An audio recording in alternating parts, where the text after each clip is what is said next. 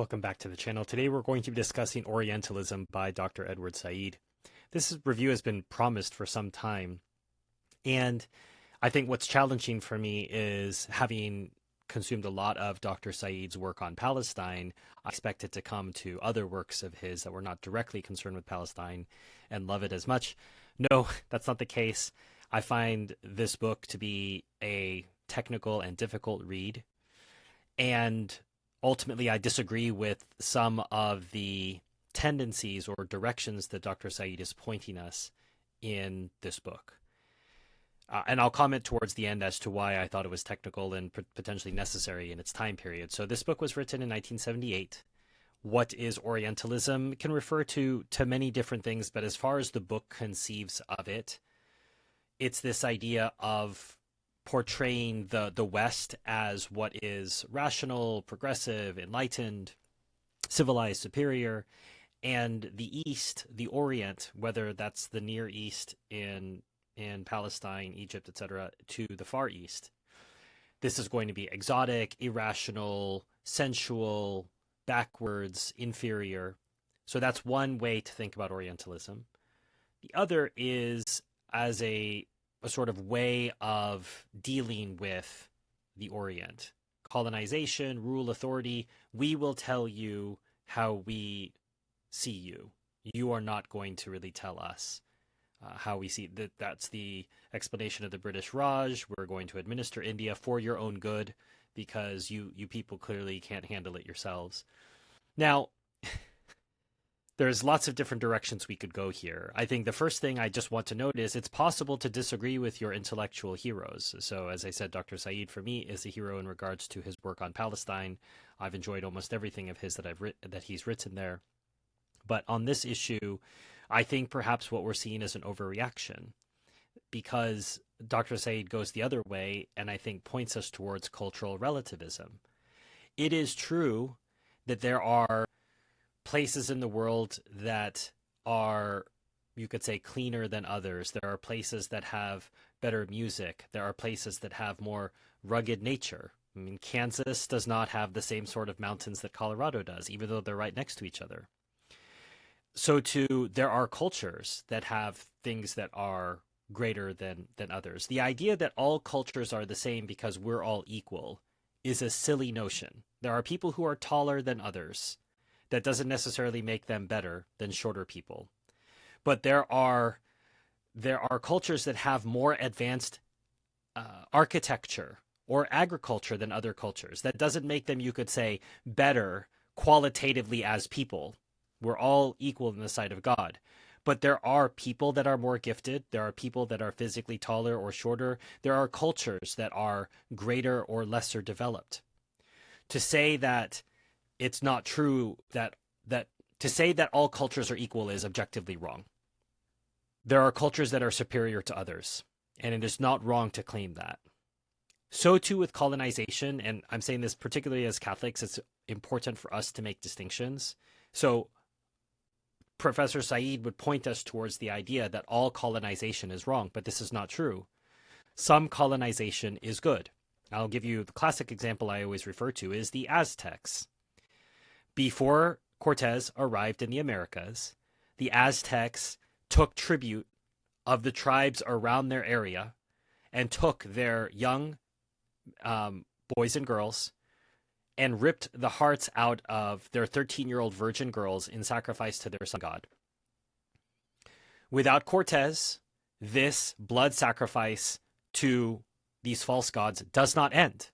In fact, that's how Cortez was able, with such a small group of people, able to take on the Aztecs, is because the Aztecs had aggrieved all the native peoples in the area. And those people were very happy to join with the Spanish. You say we're going to take on the Aztecs? Yeah, I'm all for that. So that colonization is objectively good. The end of the blood sacrifice of 13-year-old virgin girls in North America, please, that is something that we should all look forward to. Now, shortly after that, we have poor colonial administration in Mexico by the Spanish. That is not something to be lauded. So you're able to look, two things can be true. That it's very good that we ended the blood sacrifice of 13-year-old girls in North America.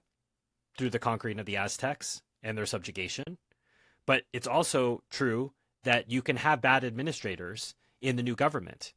And over time, this got better, and there was a reconciliation, ultimately, interestingly, through the apparition of Our Lady of Guadalupe and the tilma. That's a discussion for another time. But there is such a thing as good colonization. But there's also such a thing as bad colonization.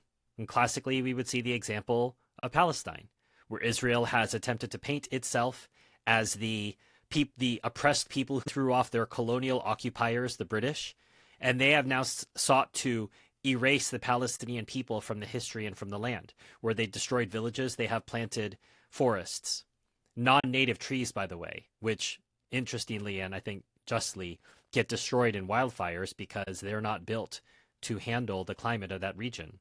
So there's another lesson there too. These non-native trees are being destroyed that don't belong in Palestine. And so too, perhaps that will be one day for the colonizer as well. But here we can see a bad colonization and an unjust colonization. You might say, well, who's to say what's just and unjust? I think you can look at the facts of the matter. That when colonization seeks to blot out a people and erase their history and their culture, it's at best problematic, and at worst, it's evil. Now, in the case of blotting out a religion which seeks for human sacrifice, I think that's a good thing. When it seeks to remove structures that are destructive towards women and children, I think that's a good thing. So that might be me coming from my Western Christian-oriented position, but if we don't have a point of comparison, all we have is cultural relativism, where everybody is equal, and who are you to say otherwise? There are objective morals in this world. Christ is the King of the universe. There are certain principles that flow from that, whether you like it or not. As I said before, 2 + 2 = 4, whether you like it or not, whether you agree or not. God is God, whether you agree or not.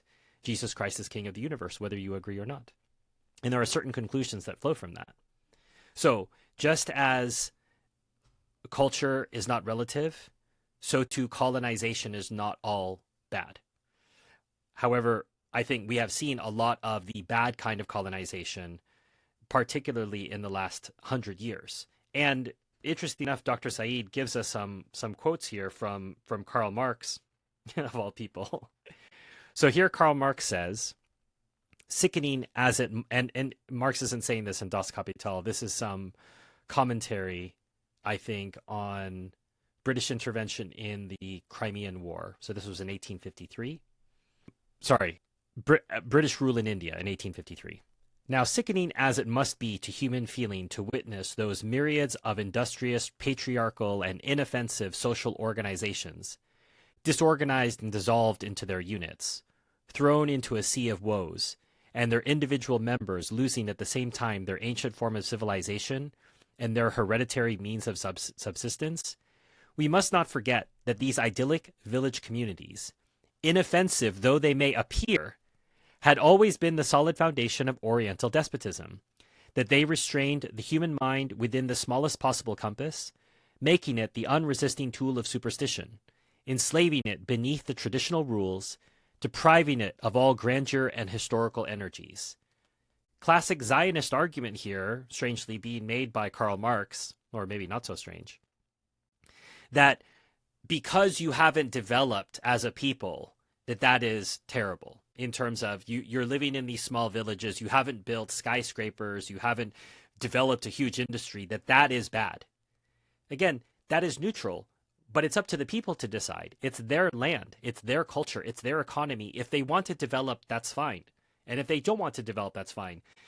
But a British Empire whose summum bonum was money and development and finance, it is offensive, almost sinful to such an empire to have undeveloped peoples. And in that sin, that idea of framing it as sin, it is their religious vocation to go and develop these people economically. So if your religion is money, then you have a missionary spirit around that money. And that's what we saw with this Protestant, at best Protestant, very light Protestant British Empire. England, it is true, in causing a social revolution in Hindustan, was actuated only by the vilest interests and was stupid in her manner of enforcing them. But that is not the question. The question is, can mankind fulfill its destiny without a fundamental revolution in the social state of Asia? If not, whatever may have been the crimes of England, she was the unconscious tool of history in bringing about that revolution. So for Marx, and I would argue for some defenders of British Empire, as it was practiced, not as it exists in some ideal of the mind, is to fulfill the destiny of mankind, which is what? To have free trade, a Starbucks on every corner. Is that what's promised to us, that we're going to make all of the rest of the world like England to fulfill its destiny? Here he continues, England has to fulfill a double mission in India, one destructive, the other regenerating, the annihilation of the Asiatic society and the laying of the material foundations of Western society in Asia. So you have to understand that listening to this position from Marx and that general framing of the white man's burden, as Kipling would put it, is inimical to how the Catholic Church sees nations, peoples, and cultures. Whenever possible, the Church seeks to incorporate the richness and expressions of a culture within the larger practice of that society. Now, this doesn't necessarily flow to the liturgy because the Roman Church has a Latin Mass, and that is one of the great unifiers. You can sit next to someone who doesn't speak, you don't share a language, but you can both understand the Mass in your own language. There's a sort of idea relating to the original day of Pentecost there, that you can all hear and worship in the same language. But that's not the point. The point is all that our Lord loves variety. All you have to do is open your eyes and look all around you and see that the particular genius of peoples and nations is to be nurtured. We are not all to be the same. We are not all to speak the same language. We are not all to wear the same clothing. We are not all to eat the same food. We're not all to celebrate the same holidays. Every people, every nation, they have their own particularities, and that should be celebrated, enjoyed, spread out, and discussed. We should not all be seeking to become one universal people who all look and feel and smell and sound the same. As I said, where there's a Starbucks on every corner. That is what that sort of colonialism looks towards. This idea that everybody has to assimilate to the British way of doing things or the French way of doing things. That's not the point. The point of the good sort of colonialism, as I noted before, is to develop the particular genius of the people within their own culture. So teach them how to read, but also have them celebrate their own authors whenever that's possible. If there are authors who are continuing to celebrate moral degradation, no, don't do that. But music, food, all the things that are particular to a people, those things should be celebrated. And they shouldn't be seen as strange and weird and unusual just because they're different from yours. That's where I think Professor Said can shine, to point out just because something's different doesn't mean it's bad. But where he errs is, I think, just throwing everything out and saying, well, as I said, pointing us towards cultural relativism. If you're enjoying this content, please consider like, subscribe, sharing this with other people who might be interested in this discussion. So here I'm going to read Dr. Said saying what I just asserted. Orientalism was such a system of truths in Nietzsche's sense of the word.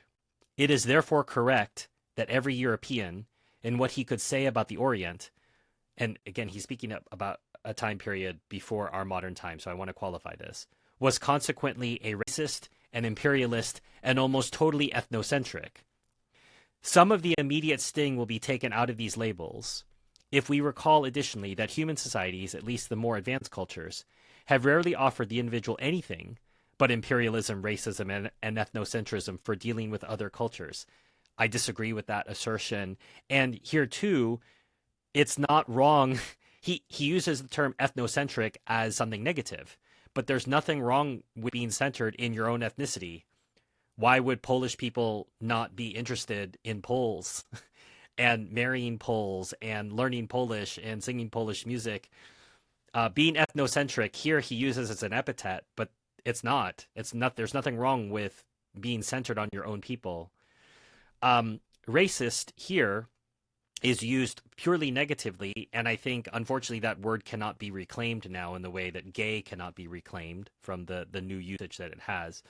But racism in a sense of caring about your particular race, caring about your particular ethnicity, not to the exclusion of others, not to the denigration and looking down on others. That's wrong.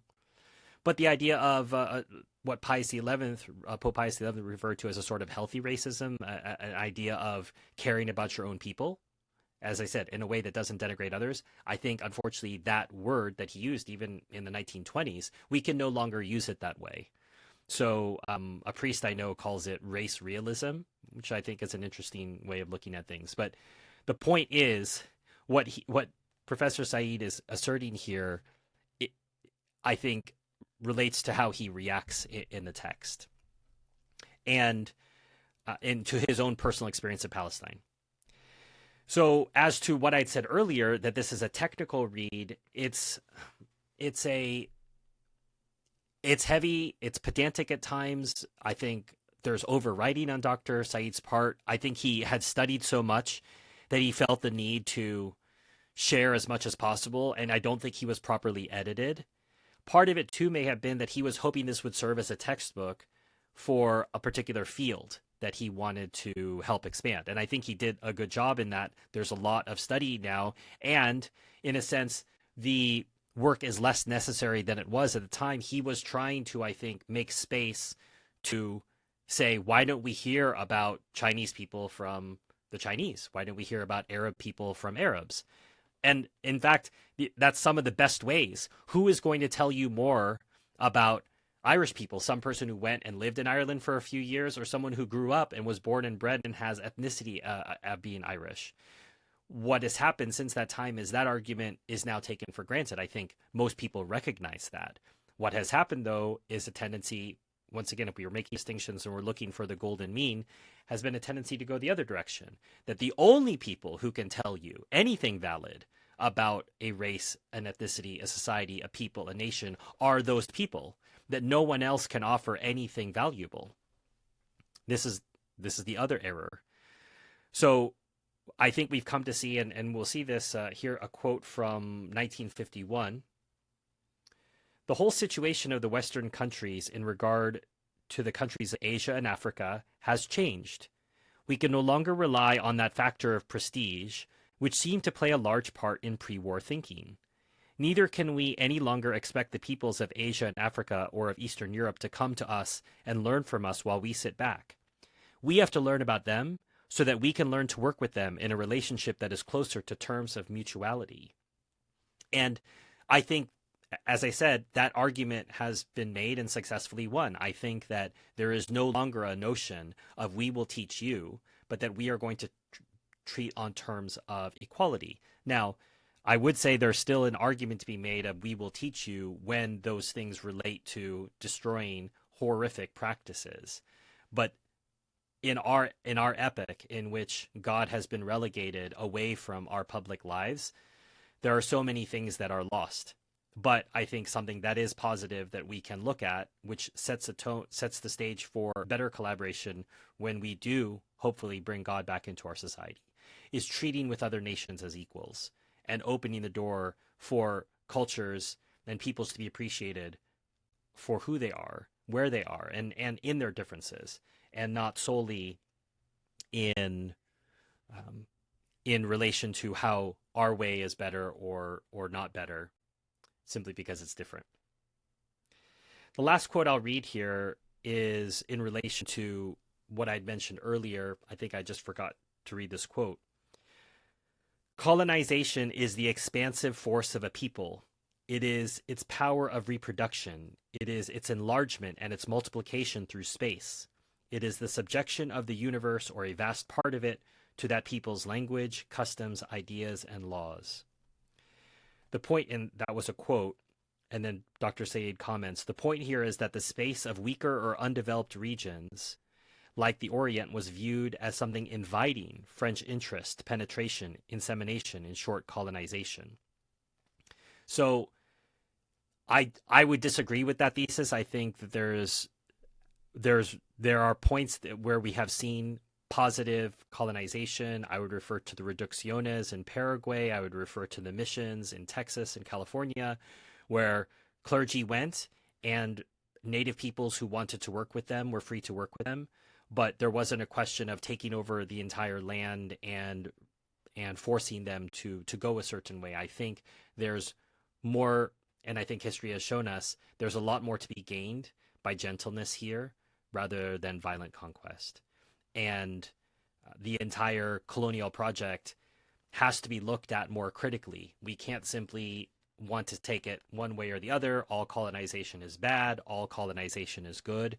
So often, as in many things in life, truth lies somewhere in the middle. And so this is one of the few times I'm going to review a book that I can't generally recommend, insofar as I just think it's a difficult and technical read, and it's going to take a very determined reader to make it all the way through. And I think I probably only did because I was trying to give Professor Said a maximum opportunity given the positive he's contributed to my life. And I thought, I'll find something at the end of this. And I do think it was worthwhile for me to read it, but I don't think most readers are going to derive the same to derive an equivalent amount of enjoyment or fruit from it.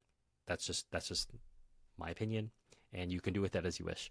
If you would, however, like to disregard my advice and buy a copy, there are links in the description.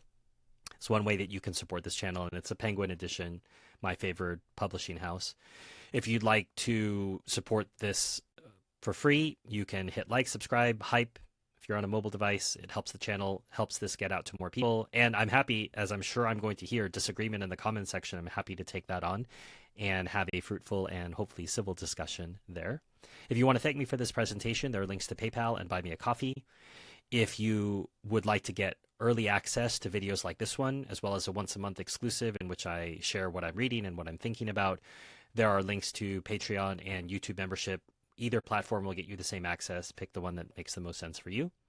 If you'd like to nominate a book for the future, like this one, my Amazon wish list is linked below. You'll see books on Palestine, potentially books by Dr. Said.